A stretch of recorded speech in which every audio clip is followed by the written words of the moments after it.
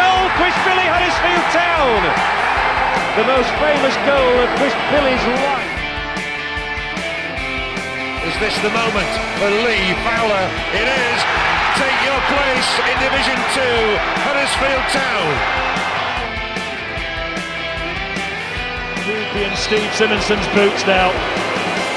He's missed. Steve Simonson clears the frame of the goal and collapses in a heap of tears. Huddersfield Town are promoted. Mustafa Schindler has a chance to write his name in Huddersfield Town legend. And he takes that chance!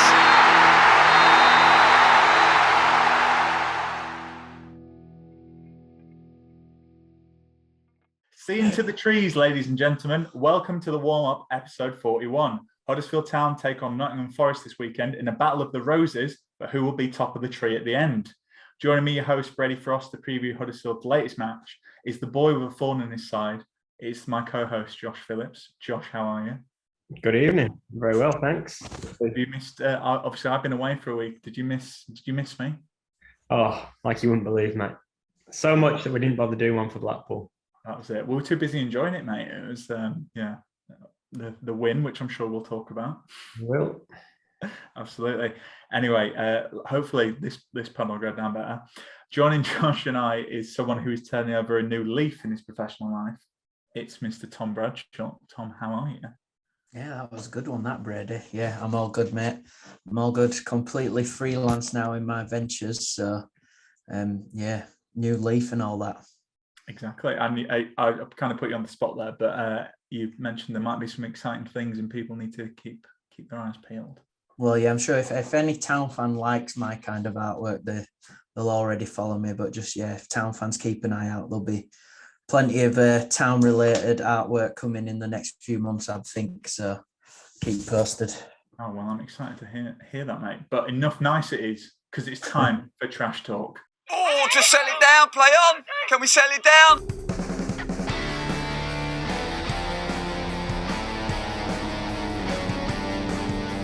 What's your excuse there? No excuse at all, no. Josh, take it away. Right, so the theme for this week's Trash Talk is obviously Chris Hughton's under a bit of pressure at Forest. A few fans asking for the chop. So I've delved into the history of Nottingham Forest managers. So my challenge for you guys is to see how many Nottingham Forest managers since the year 2000. Oh, okay. You can name in 30 seconds. There's been quite a lot of them. Obviously, you have to we'll do the bidding process first. So we'll start with 2000. Yeah. With me.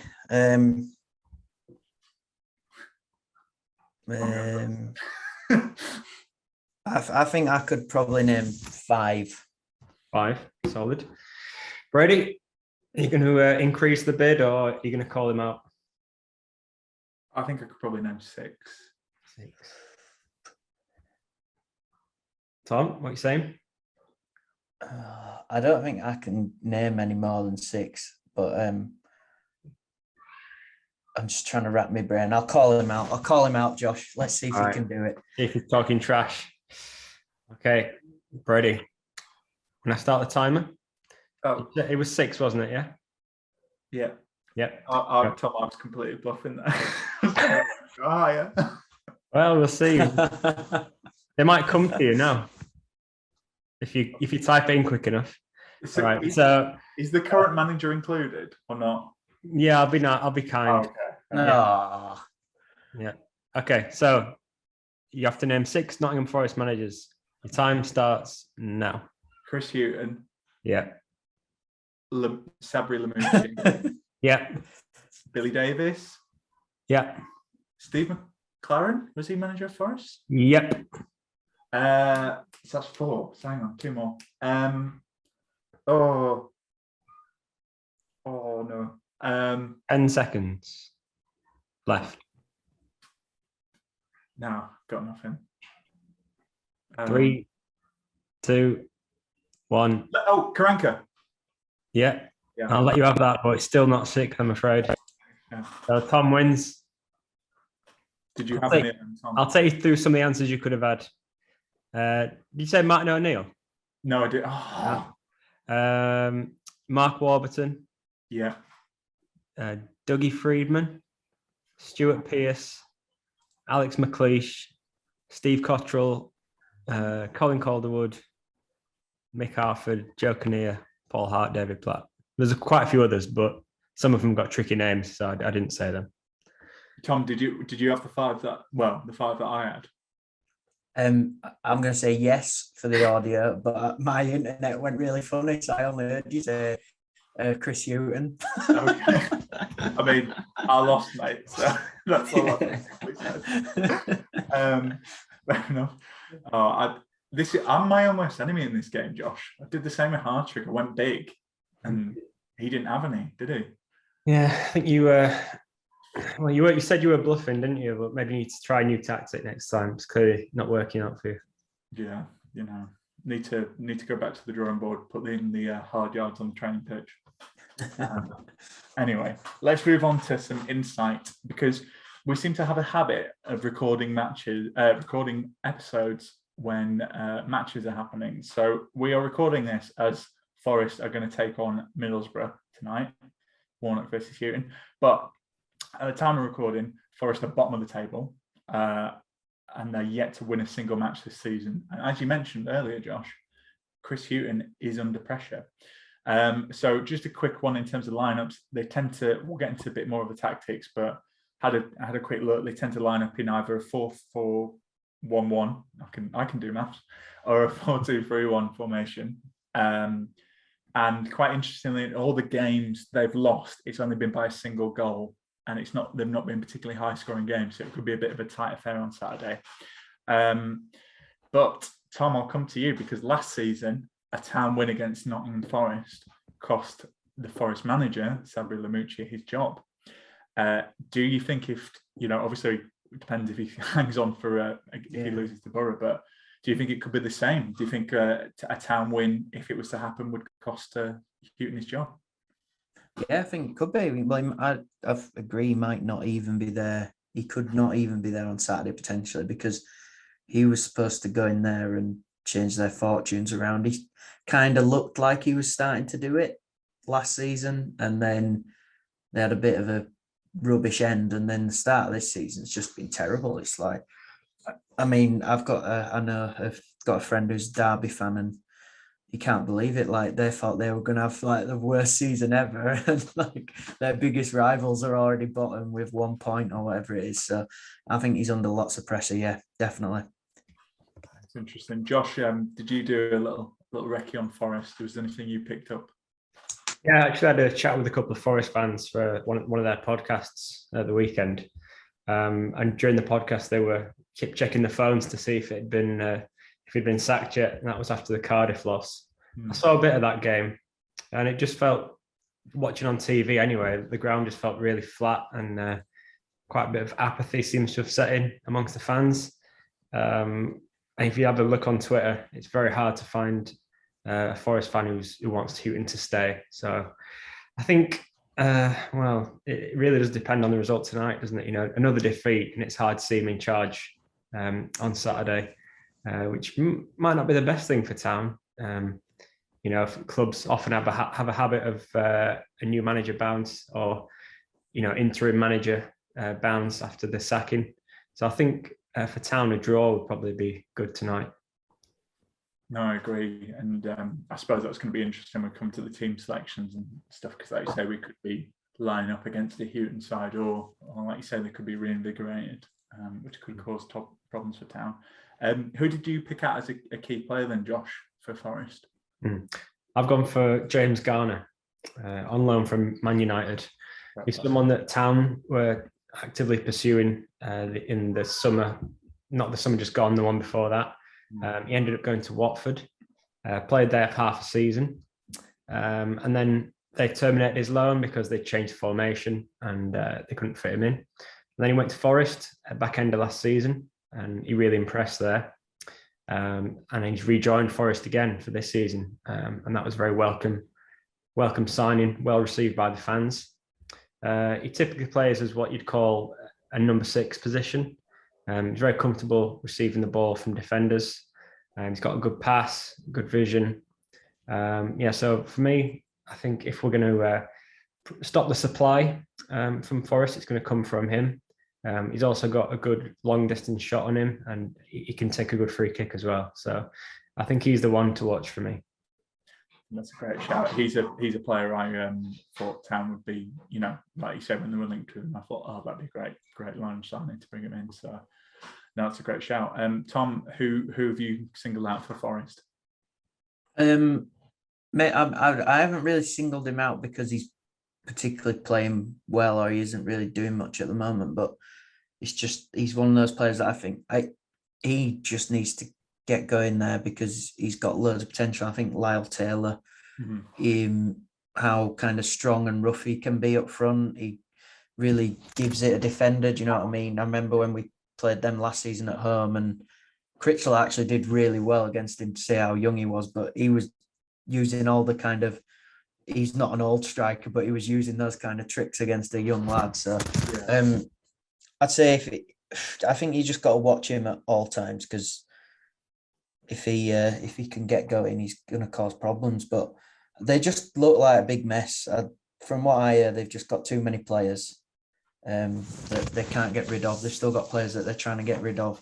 It just sounds like a bit of a mess there. So let's hope, it keeps a mess for Saturday, to be honest. Yeah, no, here's hoping. I mean, I might be getting this stat wrong, but I think haven't they brought in 70 players since 2018 or something like that, or 2017? It's something crazy like that. I was like me on Football Manager.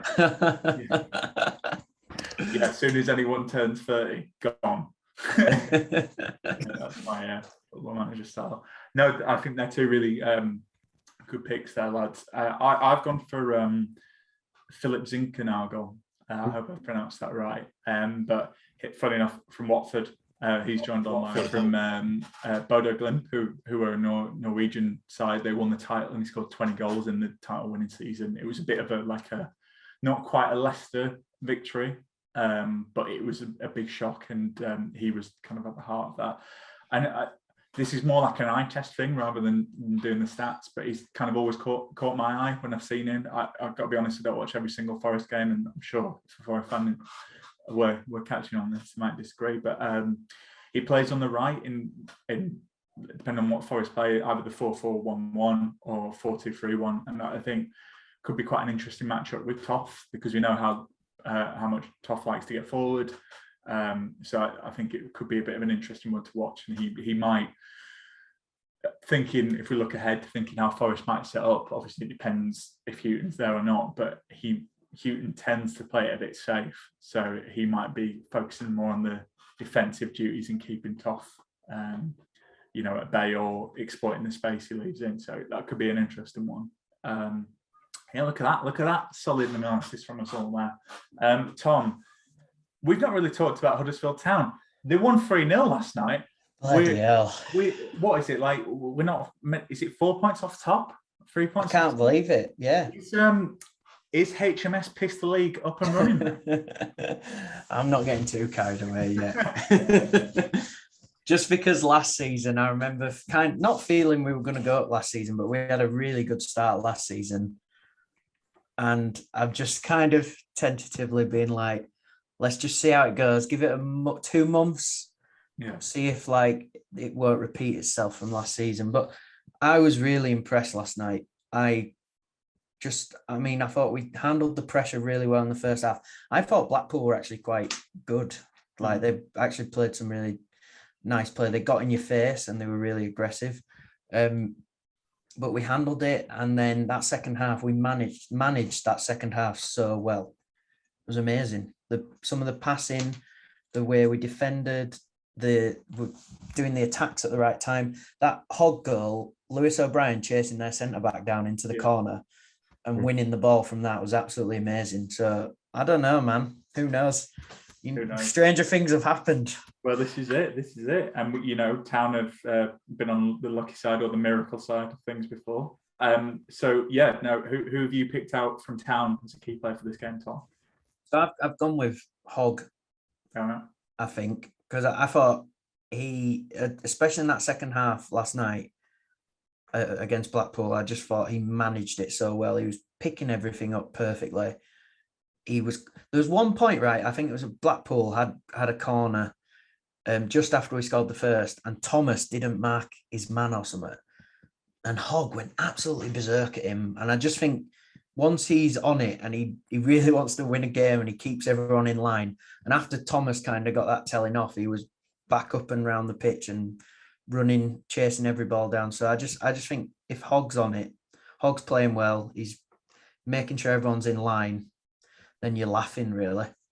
Yeah, I agree. And I hope for Matt's sake, people were laughing at the Hogg waltz meme.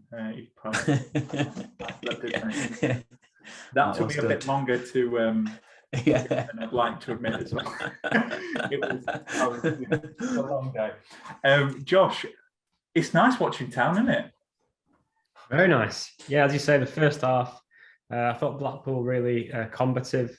It was quite a physical sort of game, very fast paced, particularly when we had the ball. They were right on us. I never felt like too threatened by them. And then second half, I actually had to go out, but I managed to keep track of it on my phone. But I admit I didn't see the whole second half, but I saw the goals.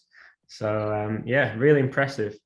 And in terms of getting carried away, are we getting carried away, or are we just enjoying the moment? Because the last 2 years watching Town, if anything, it's taught us to when we do have a bit of a good spell, enjoy it. Don't worry about people saying, "Oh, you're getting carried away." Like, so what? Get carried away. That's part of being a football fan, isn't it? Are you happy clapper, Josh? Yeah. Well, I'll slag them off when they need slagging off. It's only fair to get carried away. No. Well, to quote Neil Warnock, enjoy it by enjoy it, but enjoy it by being effing disciplined. Exactly. Yeah. Who's your key player, Mr. Phillips? Well, my key player is someone who, when we signed him, I wasn't that impressed with, but he's really, he's barely put a foot wrong, and that is Tom Lees. So I like Stephen Chicken's description of him in the Examiner article I read. Said he's a short, clean defender, and that sums up what he's like. He's always in the right place, particularly playing in that middle of a back three.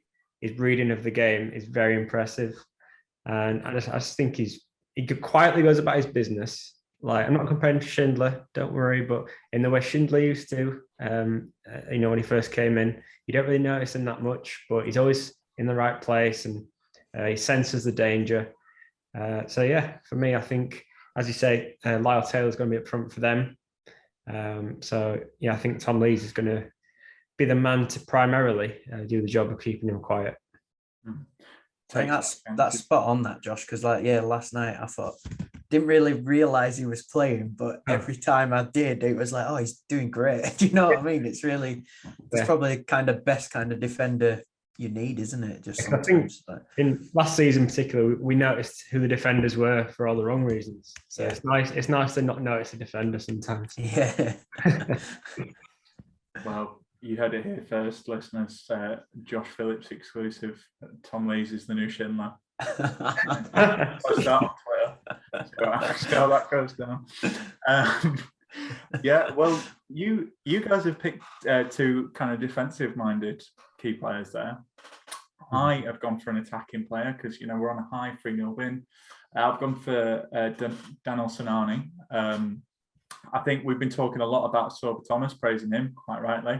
We're all on the Thomas hype train. And obviously we're talking a lot about Josh Koroma last season, but I think I really like him as a player. He's like, and it's a bit of a cliche in like podcasts and radio football stuff, but he is a bit of a maverick player. I think he's a bit unpredictable.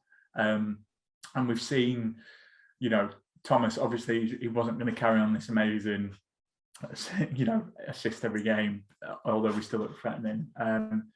But I just think he can really offer something because people are going to focus on Koroma. Obviously, Koroma got a great goal last night, focus on Thomas. And I think again, when you're winning and everything's doing well, there's a lot of players you can pick out and be like, this is one to watch. If they stop Thomas, they've got to worry about Sinani. If they stop Karama, etc. So he's one I've been really impressed with, and I think should start in this game. And I think we'll come on to how we think we should approach it, but I think we should really go for this. Again, a bit like Reading, don't play the Forest team historically, play the Forest team at the bottom of the league. We're playing them at home, and let's get into these. But anyway, you can tell I'm all I've been away and I'm chomping at the bit to come back. But anyway, I'll shut up because it's time for the view from the other side. So earlier I caught up with Rich from the Nottingham Forest podcast 1865 to hear his thoughts, and here's what he had to say.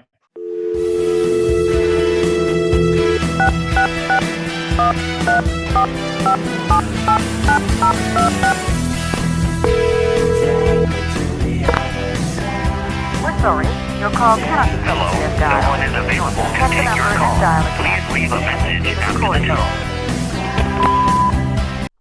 Hi Rich, thanks for joining us. So Forest have yet to win this season, and it appears toxic within certain sections of the fan base. Can you tell us briefly the situation with the club at the moment?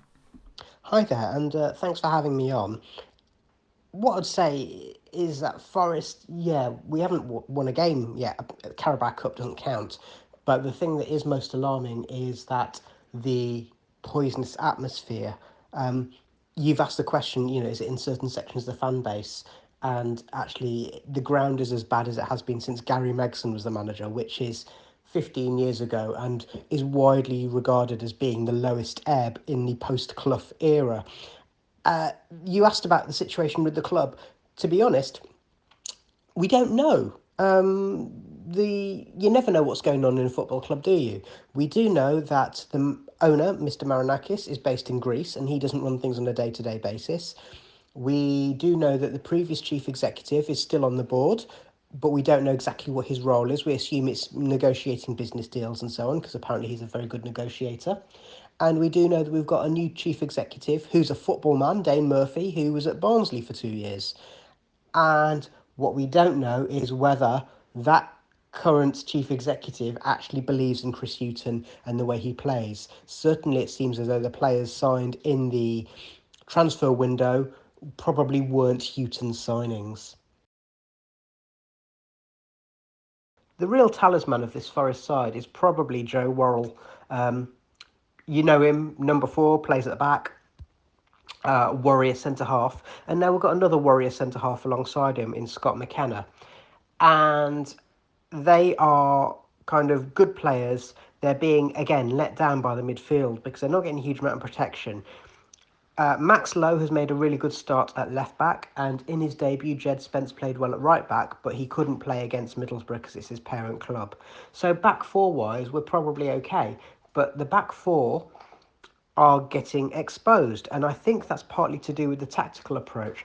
Hughton very rigidly sticks to a 4-2-3-1, and at its best, a 4-2-3-1 is a fluid formation that allows strong defending as well as good attacking ability.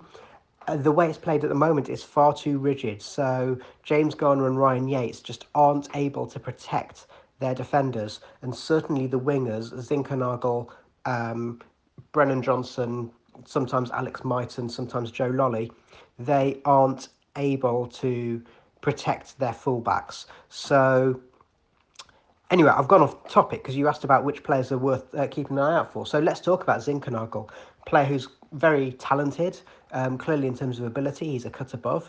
Has he got what it takes to play in the rough and tumble at the bottom end of the Championship every week? Not sure. Brennan Johnson's looking bright, but he's got the classic Matt Letizia syndrome of he looks good until he disappears. And you know, we do have a bit of a problem at centre forward, which is we've got two centre forwards who are over 30, aren't quite as quick as we'd like. So I would like to see Alex Myton getting a chance in the centre forward position. He's small, but that's a good thing. It presents a different problem for most defenders. And if you've got big lunk Championship defenders, then Myton has the ability with a low centre of gravity to turn and run in behind them. But we've not seen that yet, and Hughton seems reluctant to give it a try. So how are Nottingham Forest fans feeling about the game against Huddersfield on Saturday? Now, I'm going to be honest, I don't really know what to expect from Huddersfield. Obviously, last season, you made a really good start under Carlos, and it looked really, really promising. And then the second half of the season, it tailed away somewhat. I think the thing that you've got, which we don't at the moment, is having this idea of these bright young sparks who are adding something new to the team and being allowed to express themselves. And I suppose Sorba Thomas is a classic example. I don't know if he's still injured or not, but obviously Karoma's a great player. You've got some good players in there, good players at championship level. I don't quite know in terms of what you're whether you're still kind of playing Carlos ball and doing it that kind of trying to be very kind of fluid and play in that particular way, with pressing and movement and energy. But to be honest, you don't need a huge amount of pressing and movement and energy to beat Forest. If all else fails, then Forest, we do have a soft centre. So what you do is you overrun us in midfield, and that will be what gets you over the line. I guess there is a possibility that we might have someone else in the dugout on Saturday, but even then, unless they are the ultimate motivator, then I don't know what's going to change by then. Since we've spoken, Chris Hughton has been sacked. What are your thoughts on his dismissal, and do you think it'll change Saturday's game? Yeah, rumours of Hughton's dismissal were flying around last night, and unlike most of the rumours on Twitter, they seemed to be coming from journalists. So not a big surprise that he has gone this morning. Does it change Saturday's game? I don't know, because it's that weird situation whereby they've replaced a manager, at least temporarily, with his number two. So unless Stephen Reid has got a very different approach to the game and has hitherto unseen motivational skills, I don't really know what's going to change. In terms of Hughton going, as I've mentioned on many occasions, the trouble is that we didn't see any change. We didn't see any change in approach. We didn't see any new way of playing. We didn't see any new ideas. When he made substitutions, they were like for like substitutions. They were often too late in the match. And sure, you have to work with the personnel you've got, and we lack a decent centre forward, or a reliable centre forward rather. But at the same time, we didn't see any ways of changing the approach to the matches to be able to overcome the deficiencies in the team. And so it's sad, because Hughton has been a good manager in the Championship, and he has, by all accounts, is a decent guy.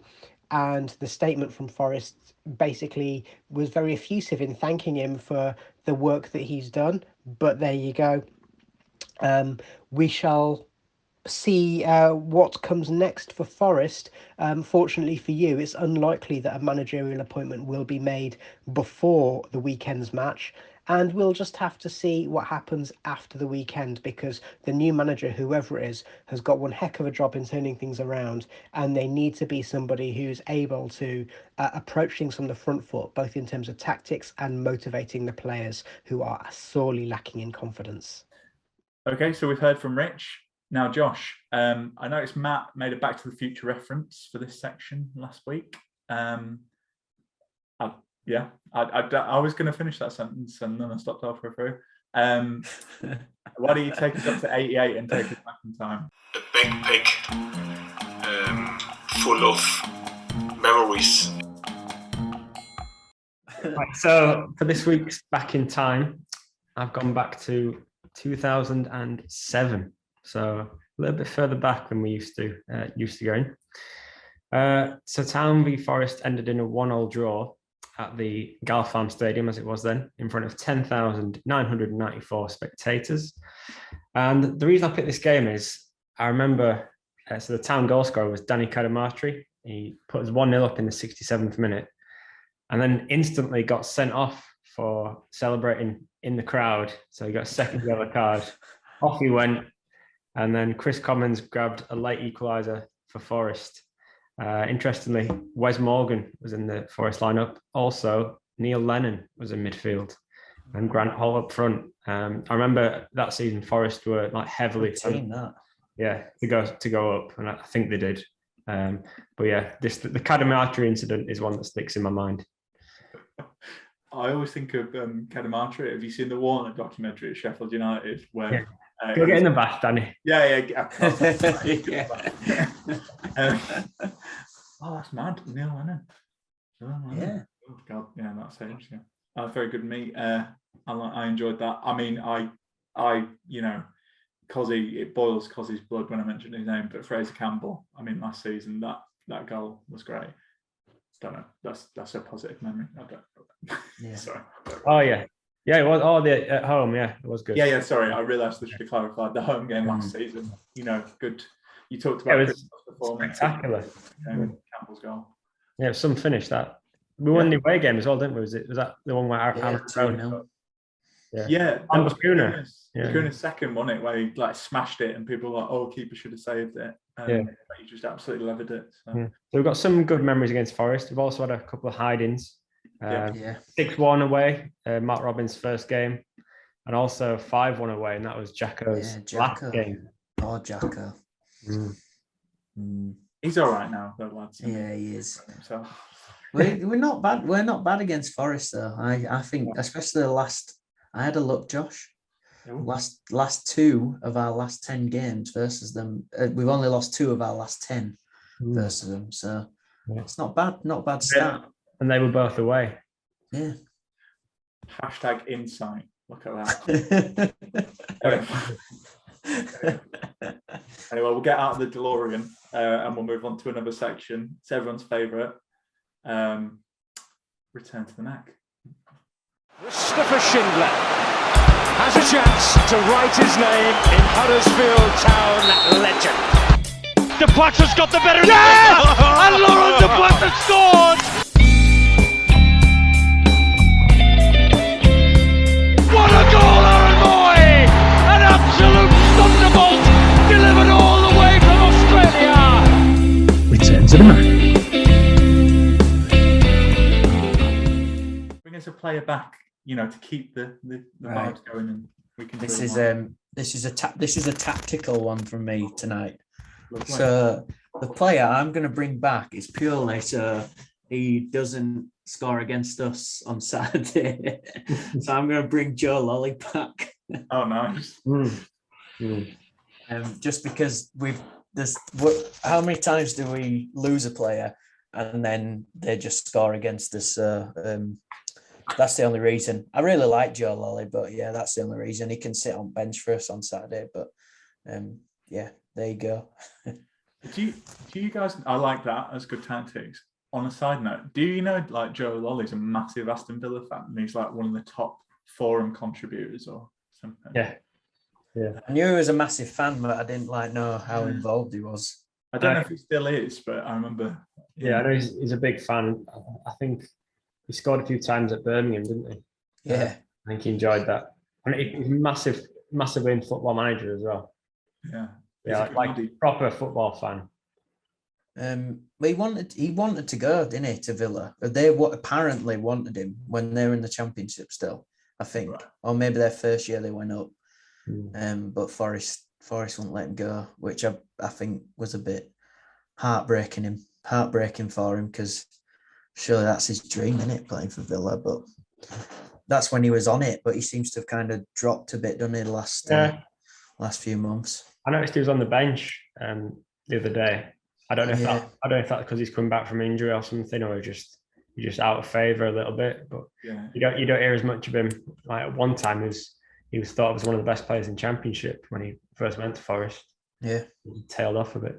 He's had a few injuries on it. I remember Matt always says it, but they had to teach him to run differently, didn't they, when he was at Town, because he kept getting shin splints. Can someone teach me? I had the same problem. Oh well, there you go. You need to whoever the trainer was at the time, Have you send you off to the game, Josh. Let's get you on the pitch a bit before we can. That's why I don't run when I play football.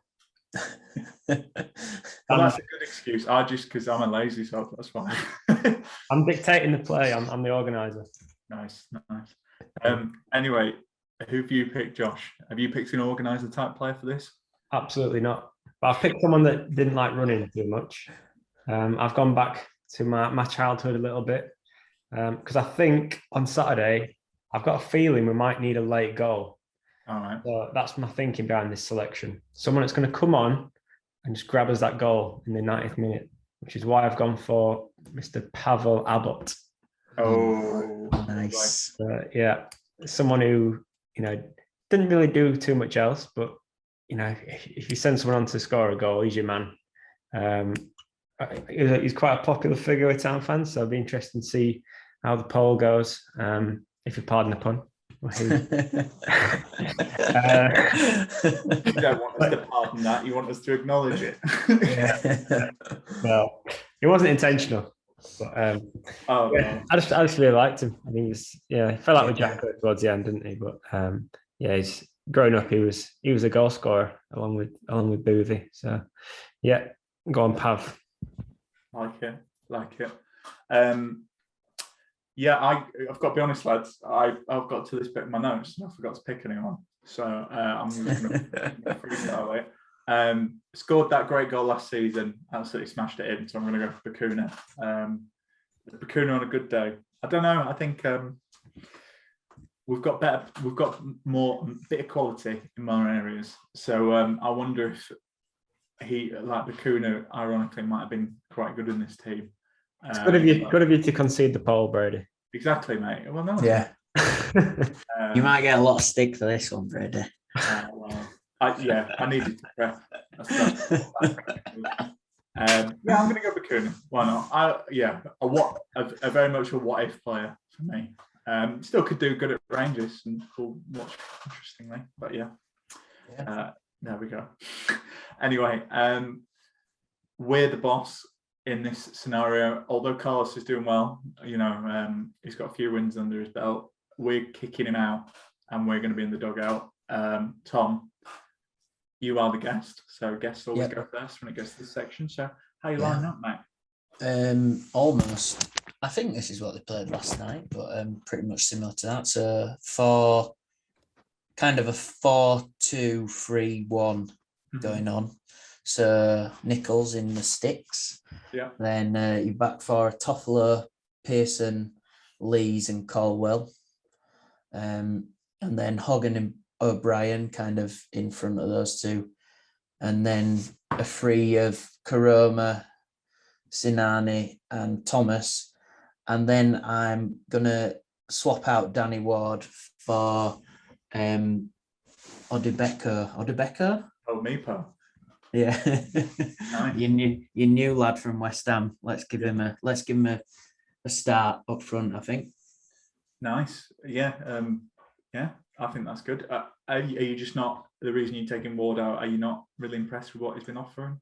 I just think give it something different. I think give this young lad a start, I think, because he come on twice now. Ward, I'm not Danny Ward. I don't know about. I don't not like Danny Ward. I think he gives it a go, but I think if I'd probably rather see Campbell start over Ward as well, actually. But I think I'd like to see this young lad have a go up front, because I remember when we gave Ben Eek the last time we've had a striker like this on loan from a kind of Prem side, you know what I mean? Like a proper striker. I feel like it was probably Benny Kofobe, maybe. Benny Kofobe, come on, return. And I just remember that first couple of games that he played, and he just had so much energy, and he just wanted to be on the ball all the time. So I'd like to see him play a bit more. Do you know what I mean? Give him a bit more time. So, yeah. No, I like that. And I mean, he's only kind of come on last 10 minutes. Yeah, exactly. So can't really do much. No, that's a good shout. Josh, what about you? Are you changing a winning team? Any big controversial changes? No, same for me. So exact same team, but Odebeko in for Ward. I think if you're not going to play him at home against potentially they might be bottom of the league when we play him, then when are you going to play him? He's had a couple of cameo appearances off the bench, but he's come here to play football and score goals. So we might not have him. He's got a break clause in his contract in January. So I think we need to use him while he's here. Ward, he's not set the world light, has he? Campbell, he does a good job at what he's good at. But for me, I just think, give the lad a go. See how he gets on. No, I think this is a good shout. I basically gone the same team as you guys, but I've actually swapped out Ward for Campbell, just because I think Campbell could harry him, a bit, because he's good at that. And then 60th minute, bring Meepo on. I think give him half an hour after Campbell's been messing him about. But yeah, I want to see Meepo get more minutes, same as you guys. Like you say, you watch his YouTube highlights. I know we've been fooled by YouTube highlights before. I mean, Dear Carby had a highlights reel for crying out loud.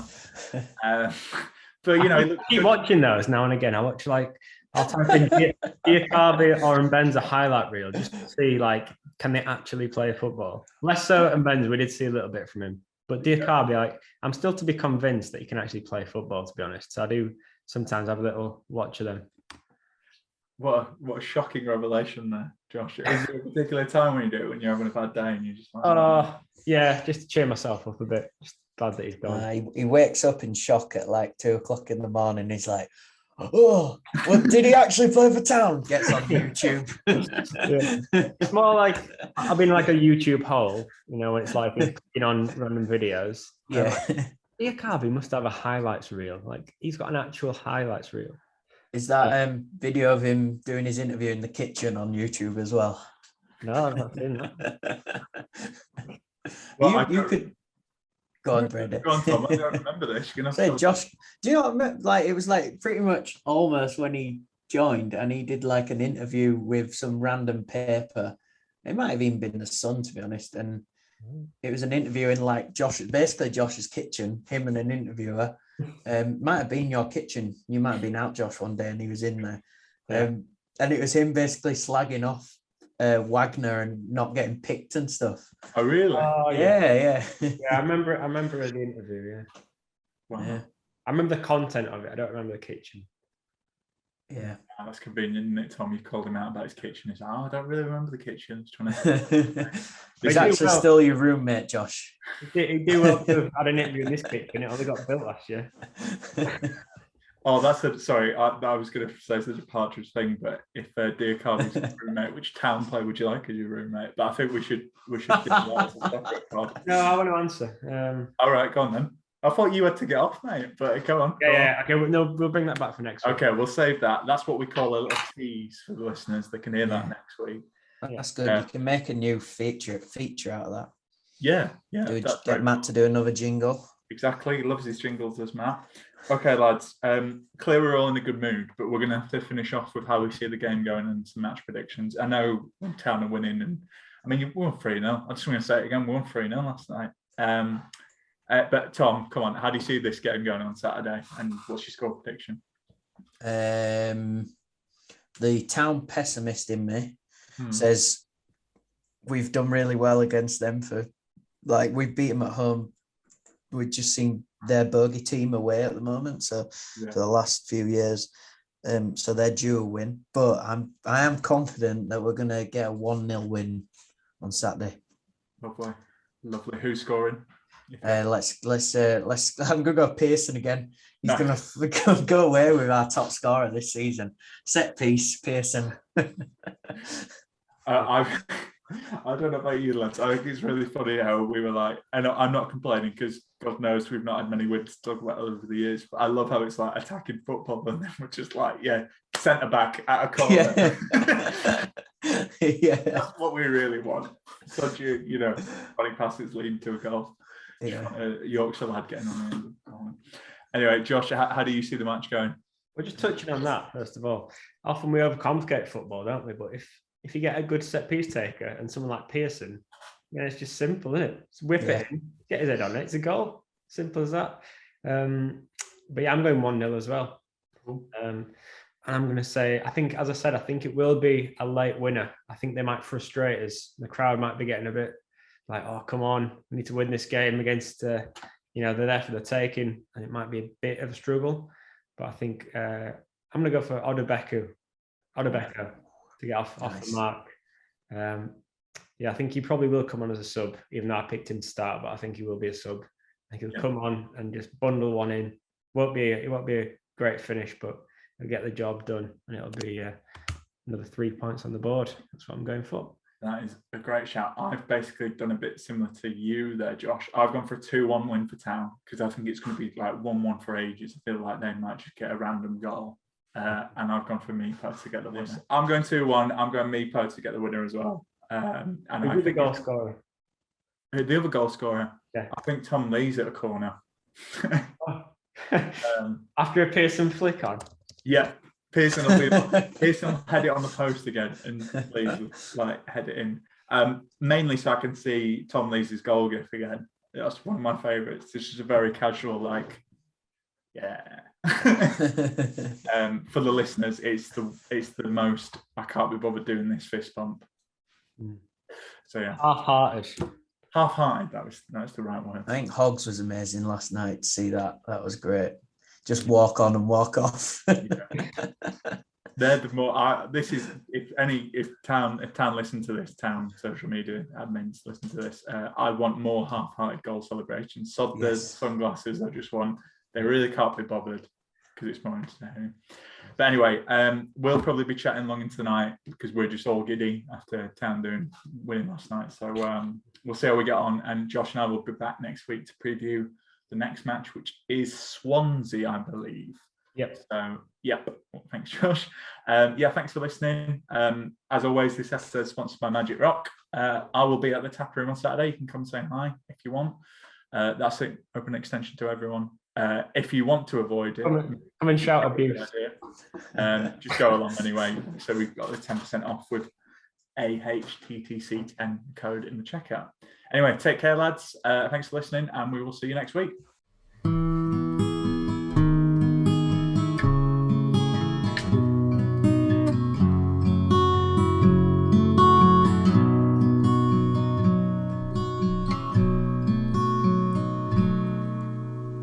There's a team that is dear to its followers.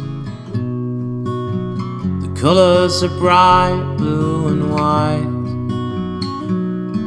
They're a team of renown, and they're the pride of the town. And the game of football is their delight. And all the while upon the field of play, thousands loudly cheer them on the way. Often you can hear them say, who can beat the town today? And then the bells will ring so merrily, and every goal shall be a memory. So town, play up and bring that cup back to Huddersfield. So town, play up and bring the cup back to Huddersfield.